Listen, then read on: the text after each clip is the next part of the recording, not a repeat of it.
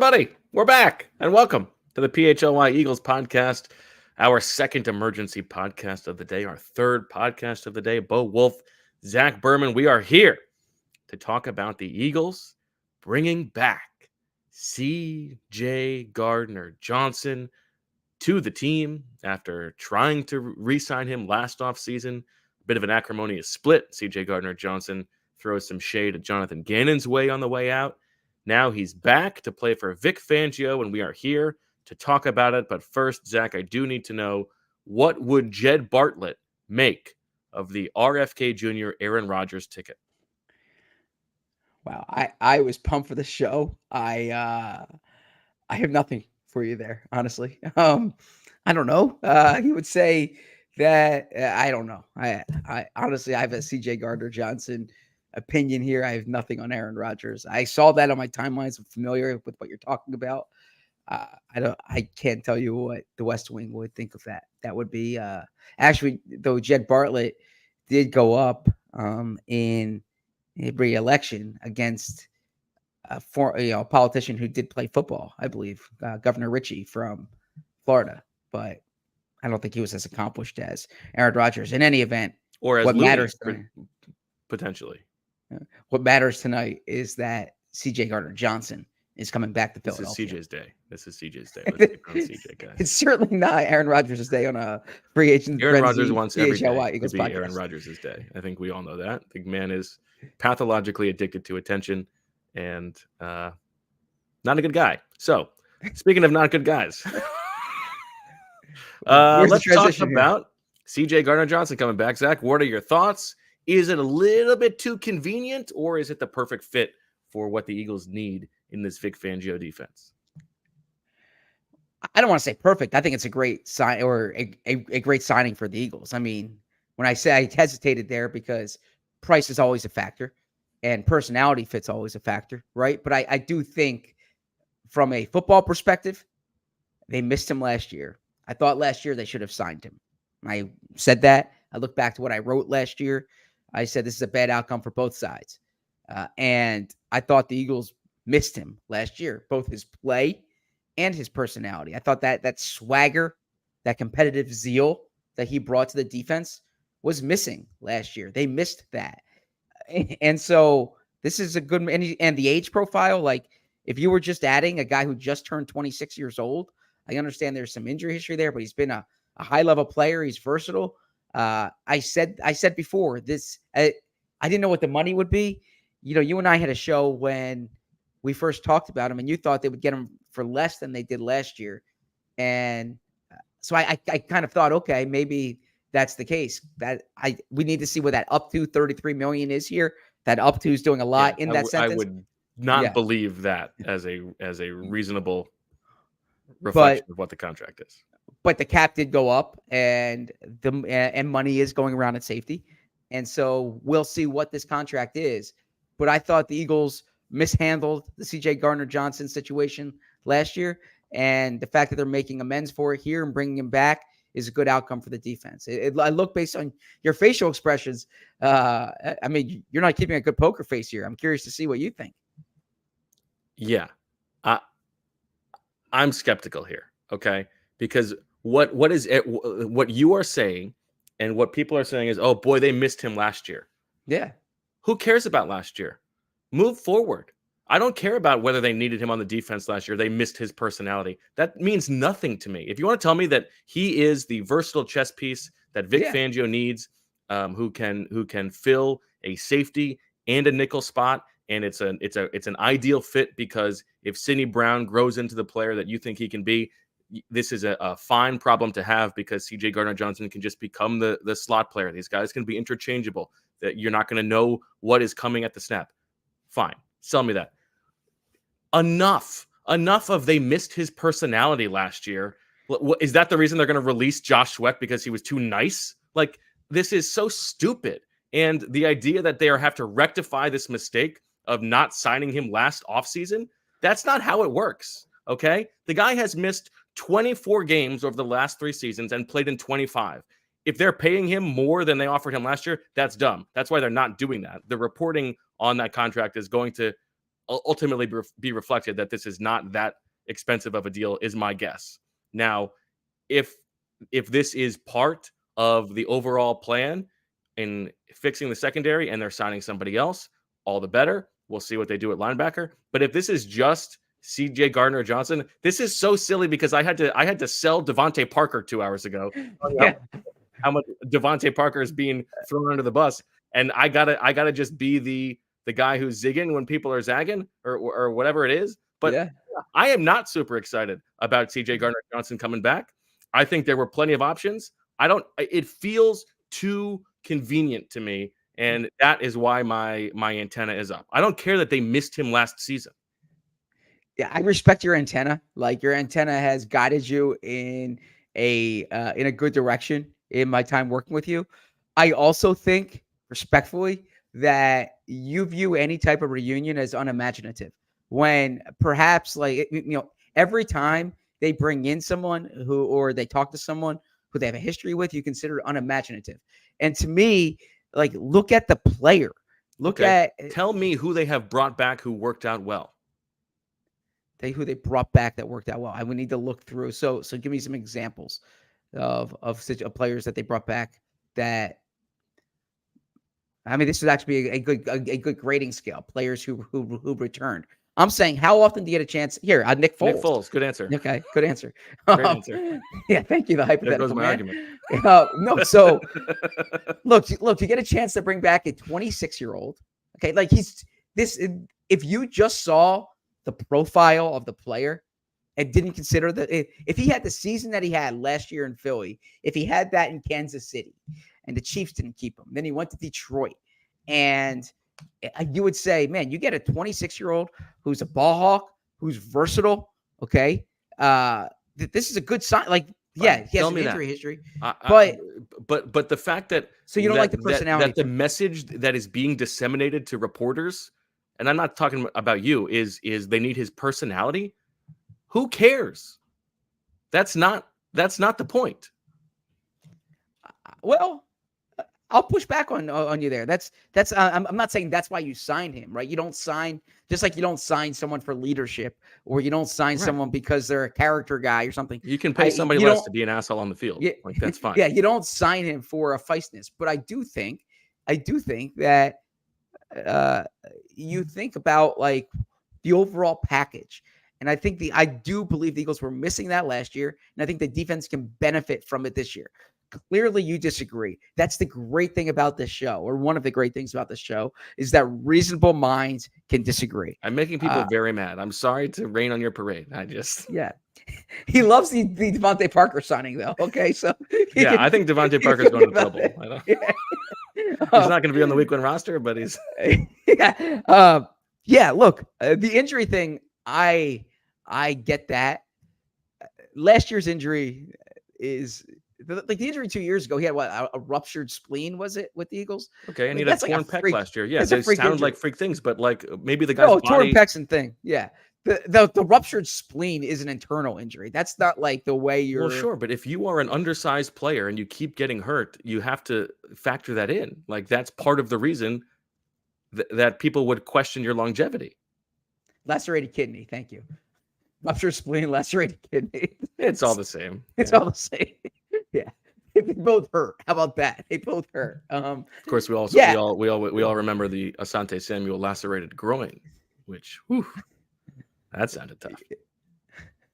I didn't remember that. You seem to. It must have predated you. They announced that. They announced that in the press box, lacerated groin, and it turned out he had a cut where you don't want to have a cut. That does sound like it would hurt. Yes. Yeah. That's tough. Yeah. Retired on the spot. Yeah. So I see this and I say, like, CJ Gardner-Johnson is going to help this defense in terms of. I thought the versatility was an asset. Like, last year, he bounced between different spots. When Avonte Maddox went down, when I say last year, 2 years ago, he could help you in the slot. He was a ball hawking type. Now, it's funny when you talk kind of about, like, whisper campaigns, or like the way you sell something, when when the Eagles didn't keep CJ, I think they were really trying to sell the fact that, well, this guy freelances. He doesn't play within structure. He's kind of, he might be tough in the building, right? And clearly, like, bygones are bygones here, because I do think, now you could say it's unimaginative, or I do think they saw that some of what he had, like, you tolerate talent, and I think they there's a lot of talent here to tolerate. And I also think that, well, let's like, talk about the personality, because the thing that you heard during that season, and thank you for the super chat for Cole for having my back, is, like, in terms of the personality, what they liked about it is that, like, he brought an edge to practice that made practice more competitive for everybody, and sort of lifted the tide of, like, what was being accomplished during those sessions. It made everything more competitive. That is cool. Like, all the power to him. That I am willing to buy that. And that is why you would expect that, like, Nick Sirianni would go to bat to bring this guy back, because he loves that competitive edge on the field during the work week of the regular season, during the doldrums, when, things can get a little bit complacent. And maybe that's what happened for the Eagles last season. I'm just saying, the idea that, like, you're going through the spell of the downturn last year, and you're like, oh man, if only we had CJ Gardner-Johnson here, this wouldn't happen. Like, that's not how time works. Okay, we can't just roll the clock back and say we should have done this. Let's go do it now. That's why I'm a little bit just on edge about, is this too easy? And no, but have you ever made a decision I in your think life? that personality is real, and maybe they, like, that is a dynamic that they want in the building.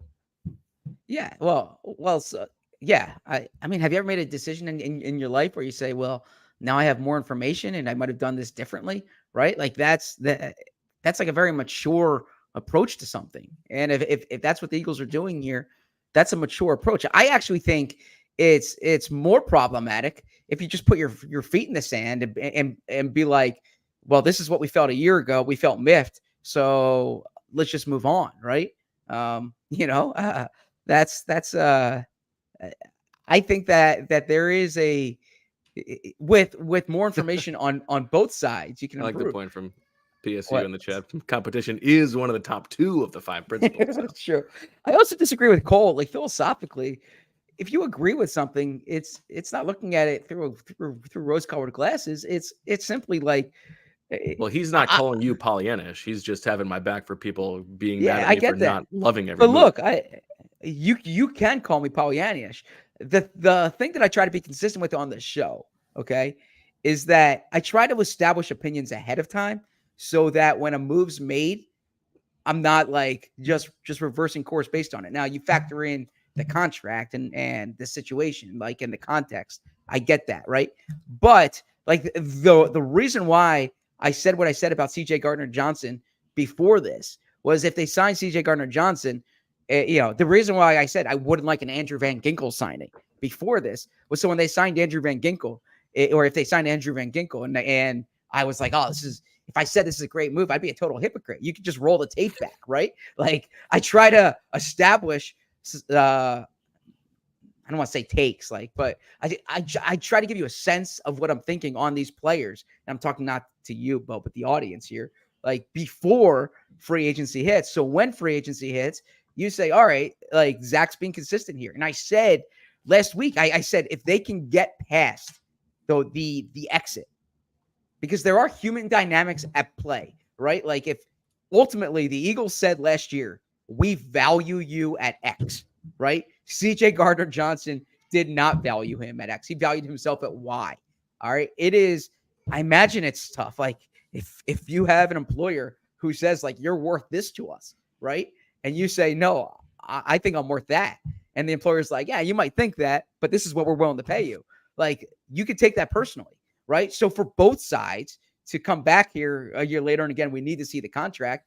I was curious if they would get past that, or whatever the Eagles felt when he left, if the Eagles would be anchored to that, or if they would adjust. I actually think it's a credit to both sides here that they're willing to make this work. And especially because, by the way, like, Diana Rossini, who's awesome, she said the Titans were interested in CJ Gardner-Johnson. Now, of course, I don't think he would come to Philly for less money, but it's not as if the Eagles were the only team coming after him. So I'm curious to see. And yeah, Barbara Carroll says he trashed the Eagles and fans. He very much did. He was very outspoken about all of that. And that's why I was curious to see if they would make this work. The fact that if and when you can patch it up, like here, by the way, Jeremiah Trotter is someone who he left.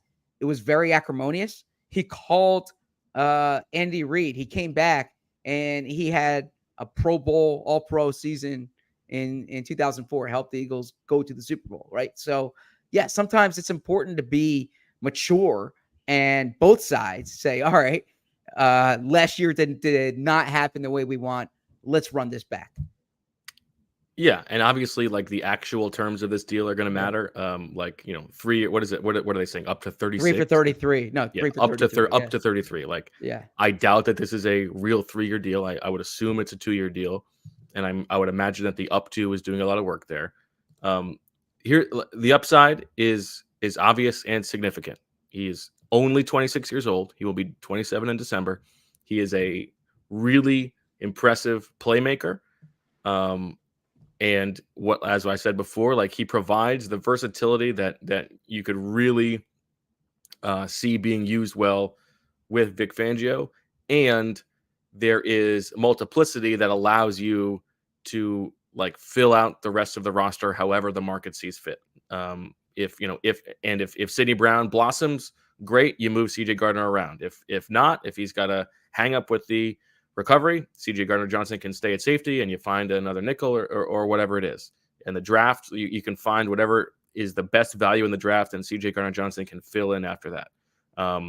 He has the upside of being a difference-making player in the back end. That is true.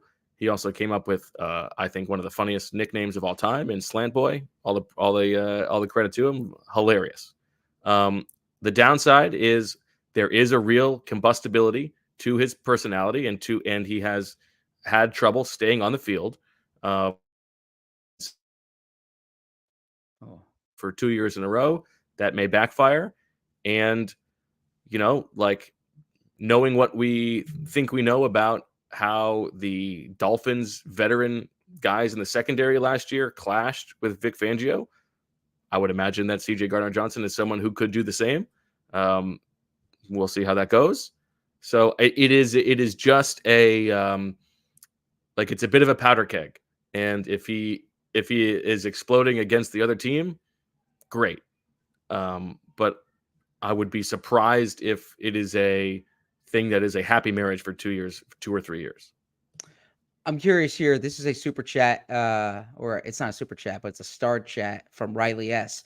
Bo, what would the real guarantee terms need to be for you to feel good about it?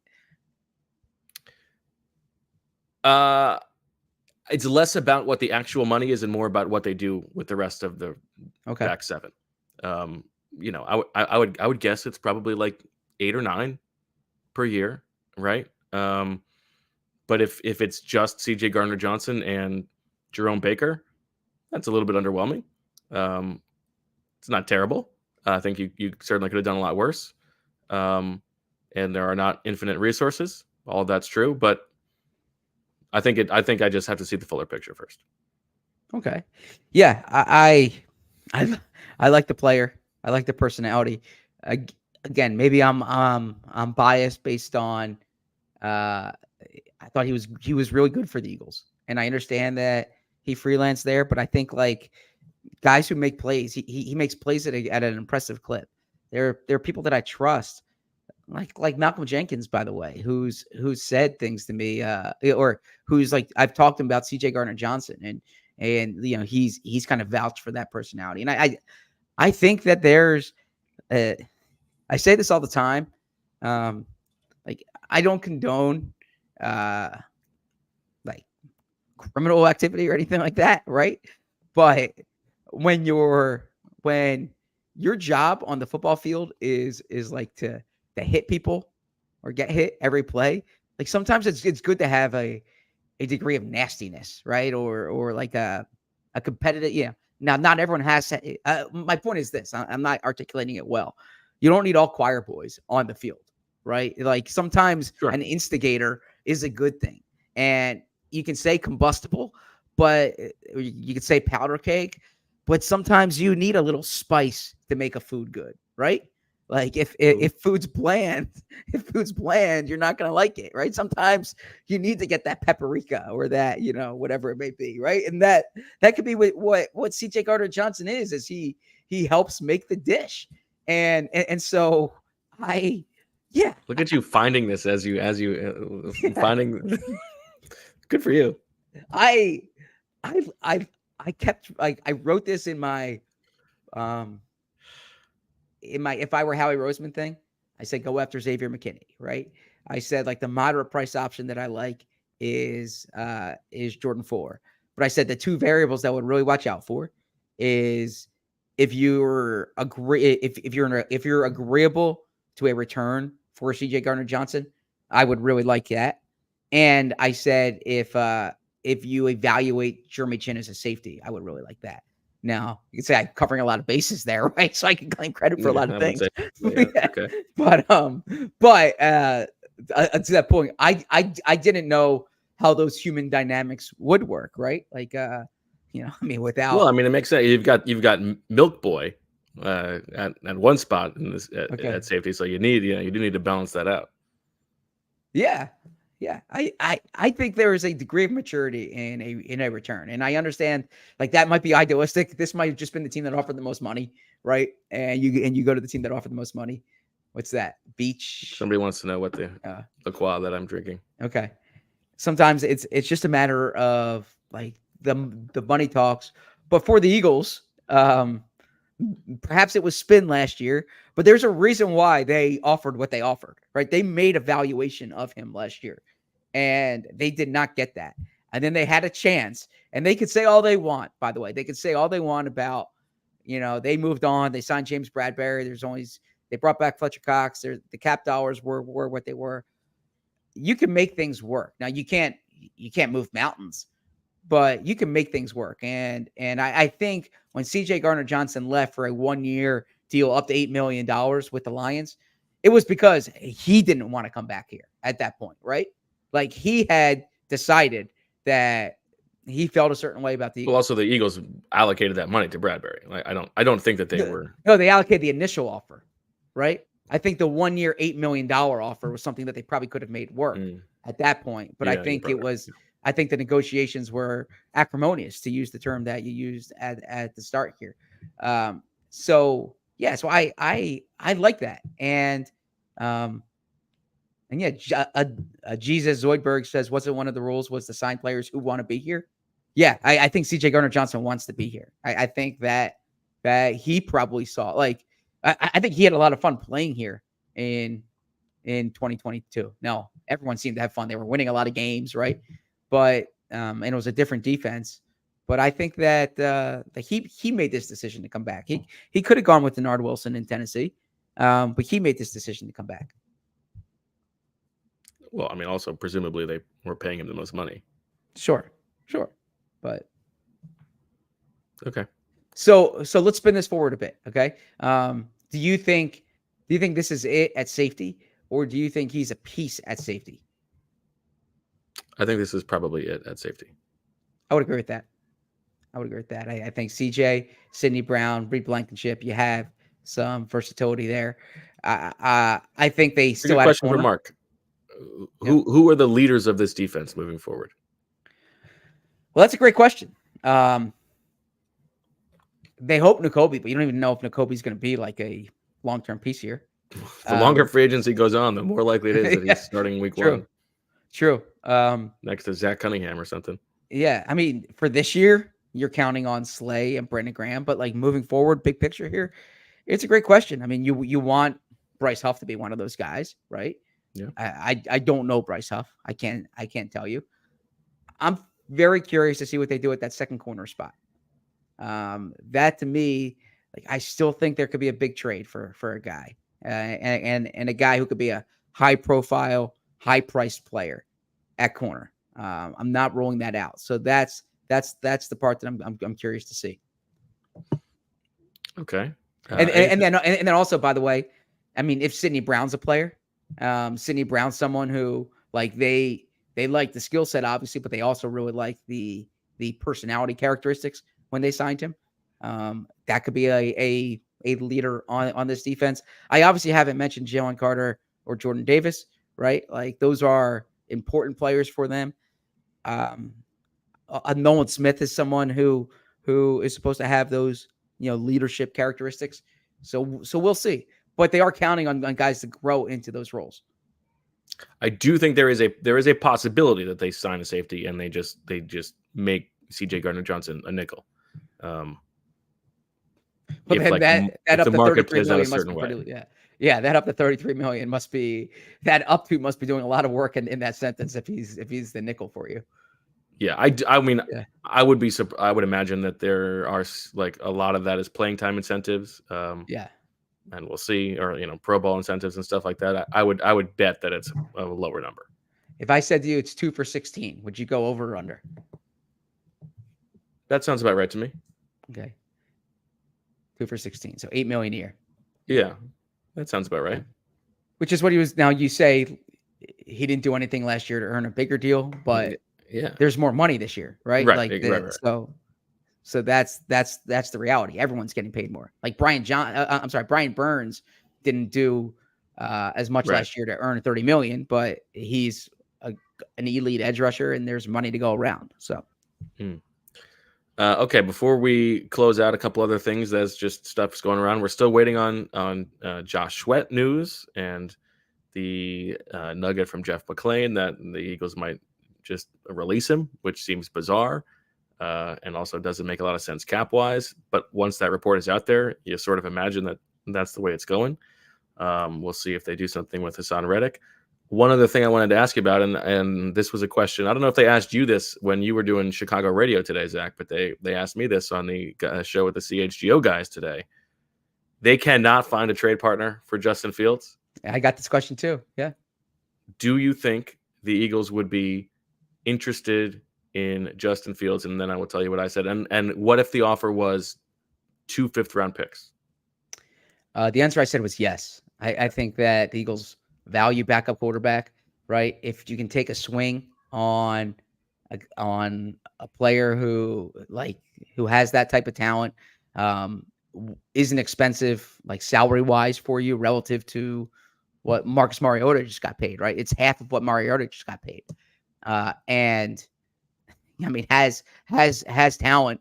If something happens to Jalen, he's proven that he can play, number one, but also if he plays well for you, then there's some optionality after the season, right? I mean, I don't want to say you would tag him and trade him, but there's, I don't know what the optionality would be there, but you could figure that out. If nothing else, he helps the comp pick formula. But he would help this year. That's the bottom line. He'd be an upgrade. He's a better option than Tanner McKee, and you just never know what could happen. Yeah. You can also trade him again if someone gets hurt. Everything that we know about the Eagles tells us that they would absolutely be interested in that price. It's basically a supersized version of what they did with Gardner Minshew, right? Yeah. Like if the price has dropped. They had Minshew for 2 years. I'm sorry to interrupt. They had that's right. Yeah. But if they are the quarterback developers, he is a cheap backup for year 2 or for this year. And you can take another year to evaluate Tanner McKee, and there's a good chance that you're going to be able to flip him for more. And if not, you're probably going to get a good comp pick, like you just said. And if in a crazy situation, like he gives you a better chance to win, presumably, than most other guys out there. If the price has fallen that much and Chicago is that desperate to get him out of the building, then I think they would absolutely be interested in. Yeah. Mac Jones went for what, a 6 and a 7, or I'm sorry, it happened over the weekend, but. I would think Fields would fetch more than Mac Jones would. I mean, if I'm the Bears, I would just keep him at that point. But but you do got to worry about the locker room. Sure, but sure. I just I don't mean to pat Howie on the back here, but I saw in 2016 when they drafted Carson number 2, like Sam Bradford was pissed off. Right now they were going to make Sam Bradford the starter, but the Eagles held on to Bradford. and you can't count on Teddy Bridgewater getting hurt, right? You can't count on that. But the point was, like, you don't need to trade someone just because they want to be traded, right? Yeah. And so if Fields, if you trade 2 5s for Fields, and then in training camp someone gets hurt somewhere else, or your own guy gets hurt, or your own guy, yeah, Fields it's like the Jimmy G thing. Like, they put him to the side, but then they needed him. Yeah, exactly. So yeah, that's what I would do for sure. Okay. Anything else you're expecting tonight? No, I mean, looking forward to writing these grades up. I didn't quite know we would have some spice for this grade, but now we got a little paprika in there. Someone said paprika is used for color only. Is that right? There's some flavor to paprika. Yeah. No, it is paprika. Oh, it's paprika. It's not paprika, but sorry. Yeah, that's okay. It's like when people say espresso instead of espresso, right? Yeah, that's a good one. Yeah. There's another one like that does grind my gears, but I can't remember what it is. That's a good story. Yeah, thank you. I'm talking to myself. So we've done this 3 times today. It's been fun, and I don't know if we're gonna have a 4th or not. We'll see. But these are great. I appreciate. Someone said we had that we had a real good number for the live audience. That's awesome to see. A little primetime viewing tonight. There you go. Yeah, must have been the fireworks. All right, I guess that'll do it for this emergency pod on the bringing back of CJ Gardner-Johnson in the house. Exciting stuff. We will talk about whatever else happens. Thanks to everybody for watching and listening. For Zach and Julia, I'm Bo. We will talk to you later. And as always, we love you. We all silly like the mayor.